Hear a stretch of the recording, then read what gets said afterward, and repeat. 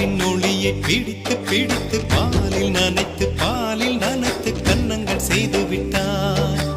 உலக மலர்கள் பறித்து பறித்து 2 பந்துகள் அமைத்து அமைத்து பெண்ணை சமைத்து விட்டார். அழகு என்பது ஆண்பாலா பெண்பாலா என்பதில் எனக்கு சந்தேகம் தீர்ந்தது. அழகு என்பது நிச்சயம் பெண்பாலடா. கவிதை என்பது மொழியின் வடிவம் என்றொரு கருத்தும் இன்று உடைந்தது. கவிதை என்பது கன்னி வடிவமடா. மின்னலை பிடித்து